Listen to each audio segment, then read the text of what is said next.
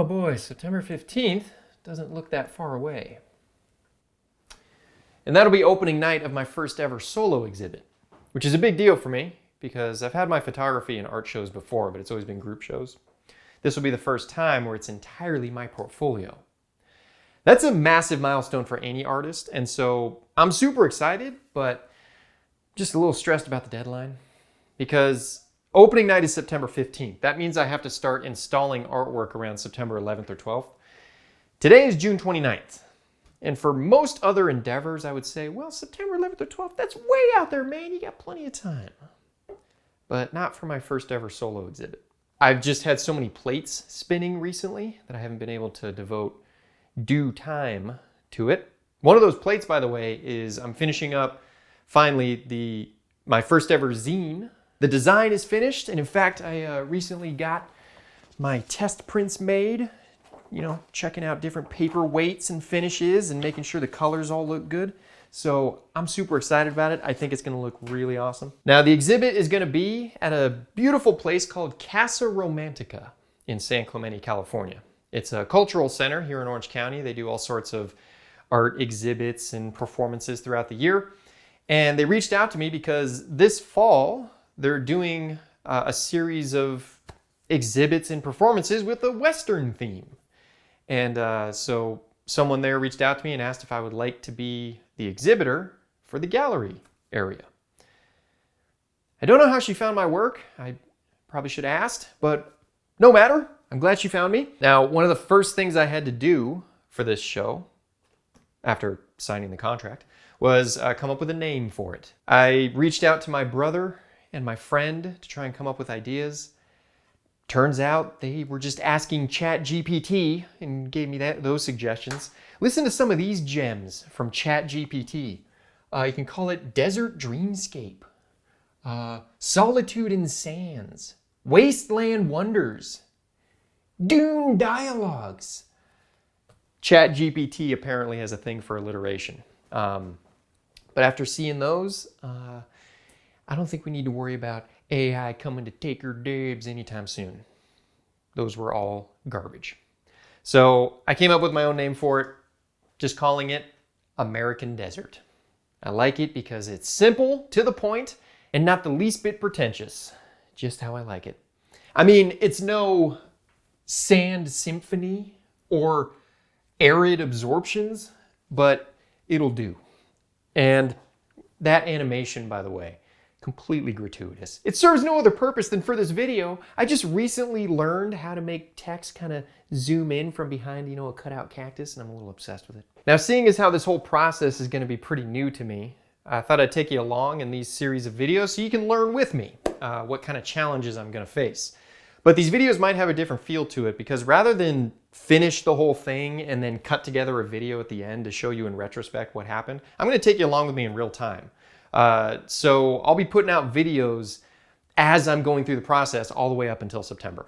So they might be a little sloppier, might be a little more iPhone footage involved, I don't know. But the first thing I need to do now is I got to head down to Casa Romantica and head into the gallery space there, get a sense of what it's like, take a bunch of measurements on the walls so that I can start figuring out what pictures I want to use, how big they're going to need to be, and how many I'm going to have to get made. The gallery consists of 2 mirrored rooms measuring about 23 feet by 15 feet. It's a big, beautiful, bright space with some good old-time vibes. That'll go well with my work. This whole property was originally built in 1927 by the founder of San Clemente. His name was Ole Hansen. That was actually his name. Last name Hansen, first name O-L-E. Ole. The estate was his representation of the California dream. And dreamy it is. Gorgeous views, classic Spanish colonial revival architecture that has become a trademark of San Clemente, and lush landscaping all make for a very inviting cultural center. The gallery, by the way, is right off this intimate courtyard where I reckon a nice little opening reception could be held. I'm sure glad this place didn't get torn down in the 80s or something to make way for some ugly McMansion. Or if it had been remodeled in the 70s. Oh God, can you imagine this place with orange linoleum and wood paneling. Yuck! Something this beautiful is worth protecting in all its original 1920s goodness. Unfortunately, though, the property is currently only partially open to the public because a mere 2 weeks after they asked me to exhibit, disaster struck. Now at 4, breaking news. Another hillside gives way in San Clemente. This time, the patio of a beloved and historic cultural center gives way. Although it's been dry in recent weeks, all that rain that we got this year has made all steeper hillsides and cliffs vulnerable to landslides like this. In San Clemente, a large portion of land came down right below the historic Casa Romantica Cultural Center. So far, there's no damage to the building itself, but parts of the patio and walkway have collapsed. Guests who have events like weddings scheduled here are being told to be patient until the nonprofit group that takes care of the day-to-day operation of Casa Romantica learns more about what needs to be done to repair and stabilize the hillside. Locals are hoping the worst is over. But here's the good news. This place is in very good hands. I'm told engineers are keeping a close eye on things, and construction is already underway to repair and fortify the property. So, the show will go on. And the gallery's current exhibit features historical masterworks, as I'm learning they're called, paired with contemporary paintings from the same locations. It's a cool concept. The modern works are by artist Rick J. Delante, a lovely gentleman who I had the pleasure of meeting. I ain't gonna lie, I'm super excited to see my name and exhibit title up on this wall. Oh, and another thing that I am effing ecstatic about, when I was at Casa Romantica taking these measurements and footage, I was talking to the events coordinator and program director, and they were telling me about other artists that are going to be exhibiting there after me. And they were rattling off names. Oh, so-and-so is going to exhibit, and then so-and-so, and then Kenton Nelson. I was like, whoa, whoa, whoa, whoa, Kenton Nelson? Kenton Nelson is going to exhibit work in this space after I've exhibited work in this same space. Are you kidding me? He happens to be one of my favorite artists of all time and one of the most influential artists on my own work. I would say there are 3 artists that have directly influenced my photography. One is Gregory Crutzen, a photographer. Another is Andreas Gursky, a photographer. And the third is Kenton Nelson, a painter. I've been obsessed with his work for decades, and you can really actually see the influence of his style of painting on my style of architectural photography.